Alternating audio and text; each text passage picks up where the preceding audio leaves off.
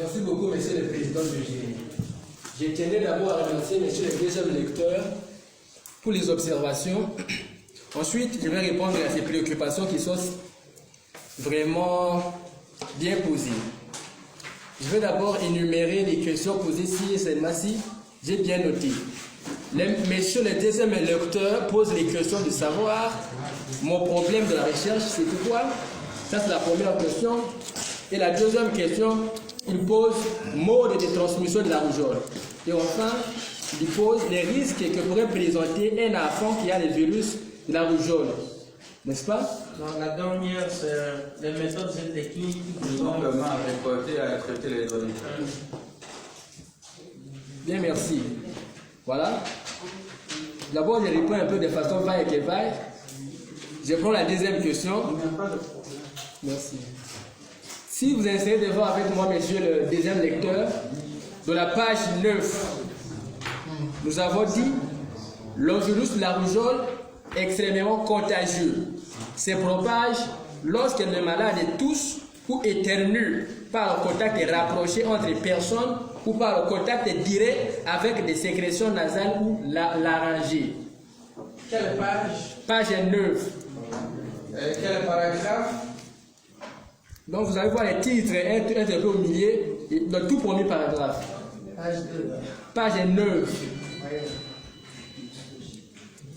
C'est pas vraiment page 9. Excusez, c'est pas... C'est que vous lisez, je ne vois pas chez vous. Page 10. Si c'est 9. Ouais, sur la page 9. Bien sûr. Ici, on n'a pas mis apparemment. Chez moi, c'est à la page 10. Excusez, vous allez comprendre avec moi que c'est peut-être le problème des informaticiens. Ils sont pas tous informaticiens. Ok, je relis un peu.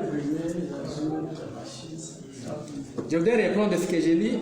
La transmission de la rougeole s'est fait extrêmement. Nous avons dit que le virus de la rougeole est extrêmement contagieux. Il se propage lorsque les malades. Deuxième question.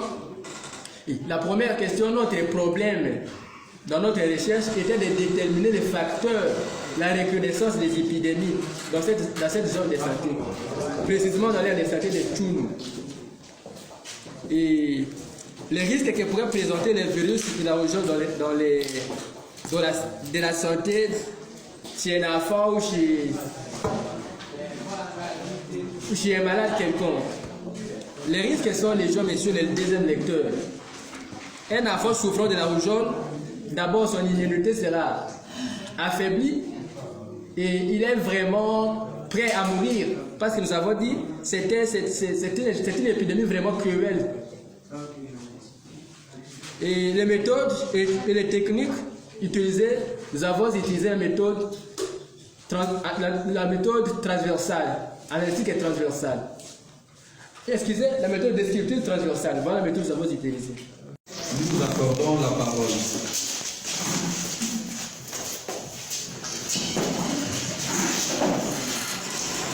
Messieurs les présidents du jury, messieurs les membres du jury, camarades et étudiants, distingués invités, bonjour. Nous tenons tous à vous remercier pour l'intérêt que vous avez bien voulu porter à notre travail en acceptant de faire partie de ce jury. C'est aussi l'occasion pour nous de vous dire combien Dieu est bon et sa grâce est grande dans notre vie. Voilà pourquoi cette date du 23 novembre 2022 sera gravée dans notre tête, jour de la soutenance de notre travail.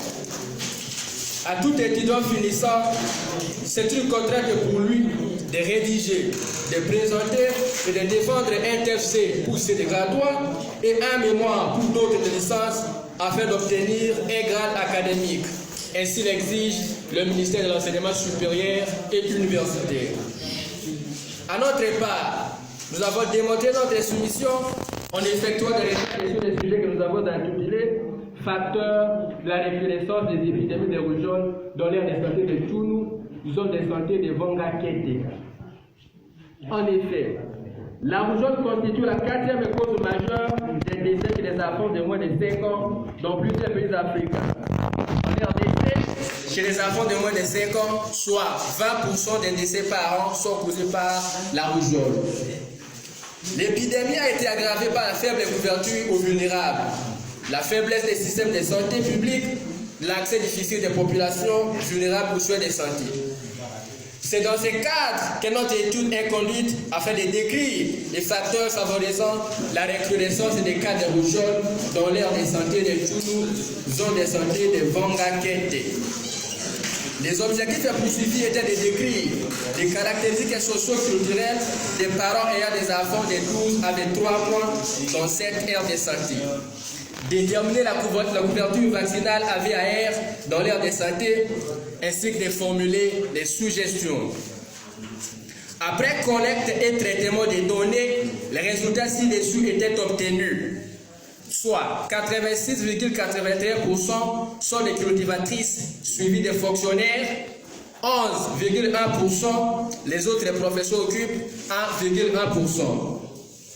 86,8% des enquêtés sont mariés, suivis de 6,5% des divorcés, et ensuite les célibataires et les veuves occupent 4,3% et 2,3%. 46% des enfants étaient vaccinés contre 54% non vaccinés. En guise de conclusion, la recrudescence des cas de la rougeole dans l'aire de santé de Tchoulou est due aux vaccins non disponibles. Ignorance de la nécessité de la vaccination, moment de la vaccination inopportun, crainte des effets secondaires, ainsi qu'ils n'ont pas confiance à la vaccination. Ainsi donc, humblement, nous demandons à l'équipe cadre de la zone de santé de superviser régulièrement les séances de vaccination et de procéder à la formation continue. À la formation continue au bon nombre de personnel pendant l'épidémie de rougeole.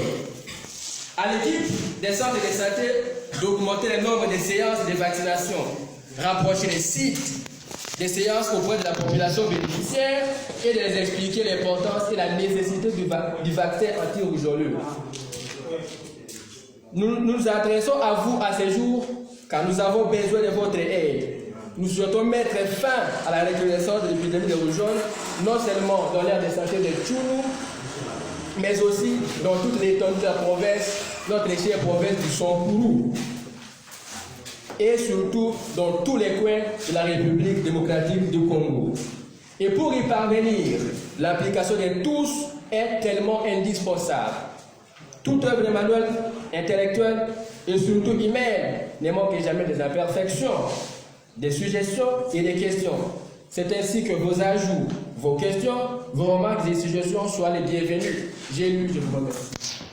C'est Nestor, vous venez de présenter de façon magistrale votre exposé qui nous a regardé comme un universitaire, mais maintenant il reste à vous juger sur le fond en donnant la parole d'abord au premier lecteur pour nous faire ses observations, ses critiques,